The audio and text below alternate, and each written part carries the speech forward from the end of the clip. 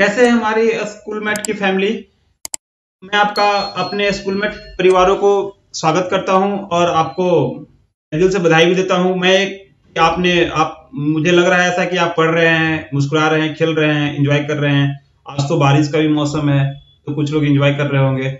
आज हमारे बीच में पढ़ाई से थोड़ा हटकर है, लेकिन कुछ जानकारी जानना भी जरूरी है कि हमारे समाज में क्या हो रहा है, हमारे इन्वायरमेंट में क्या हो रहा है, हमारे सोसाइटी में क्या हो रहा है, हमारे शहर में क्या हो रहा है, हमारे कंट्री में क्या हो रहा है। थोड़े तो जानना जानना बनता है।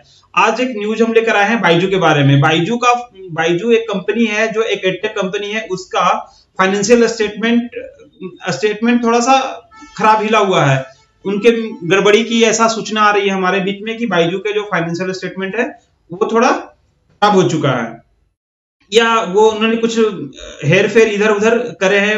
अपना हेर फेर करा है। हेर फेर करना ज्यादा ठीक नहीं है, बट उन्होंने अच्छा सा जानकारी अपने फाइनेंशियल स्टेटमेंट के जो 2020 से दे नहीं रहे हैं। जब दे नहीं रहे, अपना अकाउंट ही क्लोज नहीं कर रहे हैं इसके बारे में। तो अब थोड़ा जब बाइजू के बारे में ऐसा न्यूज चल रहा है तो मैं सोचा कि आपको बाइजू के बारे में थोड़ा जानकारी दे दूं, इनका जन्म कुंडली थोड़ा खंगाल कर देख लूं। तो बाइजू की स्थापना 2011 में हुआ था। इनका बर्थडे बोलिए या जो बोलिए, इनका स्थापना 2020 में 2011 में हुआ था इनका स्थापना। ठीक है। और ये जो इनके संस्थापक है बाइजू रविंद्रन करके ना, एक एडटेक कंपनी की स्थापना करे।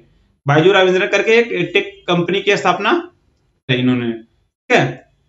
ये बाइजू रविंद्रन है। ये जो फोटो देख रहे हैं इनका बाइजू रविंद्रन ने स्थापना थिंक एंड लर्न प्राइवेट करके अपना कंपनी का स्थापना करा। और इस कंपनी को ये कंपनी करता क्या था, तो ये 1 से 12 तक का कोर्स स्कूल बच्चों को पढ़ाती है, 1 से 12 तक।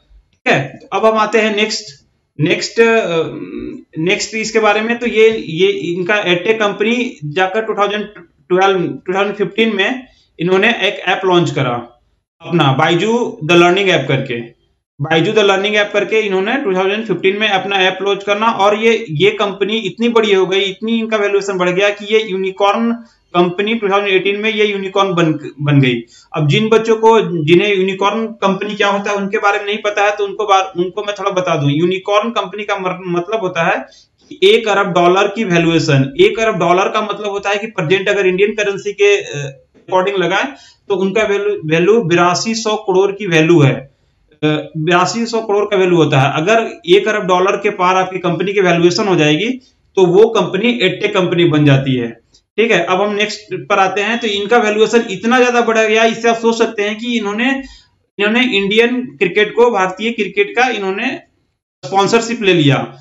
भारतीय क्रिकेट का इन्होंने स्पॉन्सरशिप 2019 में ले लिया। स्पॉन्सरशिप लेने का मतलब क्या हुआ कि इंडियन के टी शर्ट पे, इंडियन लोगों का टी शर्ट पे, इंडियन जो क्रिकेटर है उनके टी शर्ट पे ये इनका नेम आ गया।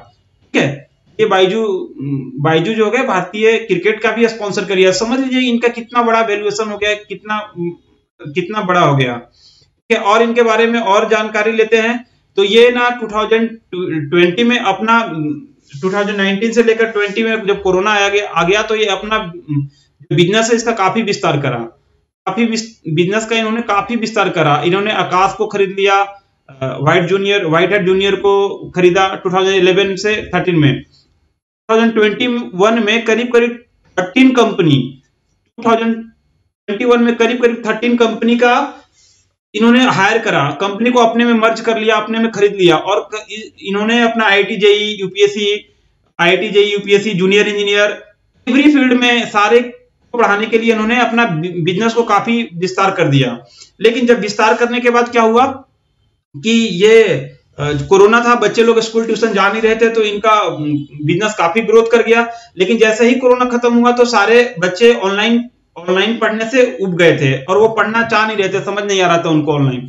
तो सारे बच्चे ने शिफ्ट कहां कर गए, ऑफलाइन इंस्टीट्यूट के लिए। अब ऑफलाइन के लिए आ गए तो इनका जो फाइनेंशियल स्टेटमेंट था वो थोड़ा खराब होने लगा। जब फाइनेंशियल स्टेटमेंट खराब होने लगा तब इनके पास प्रॉब्लम तब स्टार्ट हुआ। इसके बाद स्टार्ट हुआ तो इन्होंने 2021 से अभी तक अपना क्लोजिंग डेटा दिया ही नहीं। अपना जो खाता बुक होता है, खाता बही बोले या खाता बुक जो होता है, उन्होंने जमा ही नहीं करा। तो इसके कारण ईडी लोग का इसमें कुछ गड़बड़ी का आभास हुआ और उन्होंने ईडी इनके दफ्तरों में छापा जाके मारा। और ऐसा बताया जाता है कि इन्होंने डिजिटल डेटा को चेक करा गया है। लेकिन ये जो बाइजू रविंद्रन है, कंपनी के द्वारा इन्हें बताया गया ऐसा कुछ भी डेटा, ऐसा कुछ भी हेराफेरी नहीं करा गया है। लेकिन फिर भी अगर आपने अकाउंट क्लोजिंग स्टार्ट हर एक एवरी ईयर के अंत में आपको अपना अकाउंट का स्टेटमेंट देना होता है, वो जमा नहीं कर रहे हैं, इसका मतलब कि आप फाइनेंशियल गड़बड़ी कर रहे हैं। पहले आप उसके पहले उससे आप पहले जो आपका स्टेटमेंट है उसको दे नहीं रहे हैं, तो आप पीछे बैकडेट में जाकर अपना फाइनेंशियल स्टेटमेंट को एडिट कर सकते हैं। और अभी ऐसा मिल के आ रहा है कि इन्होंने करीब 2500 लोगों को अपने कंपनी से इन्होंने बाहर कर दिया, एम्प्लॉय को।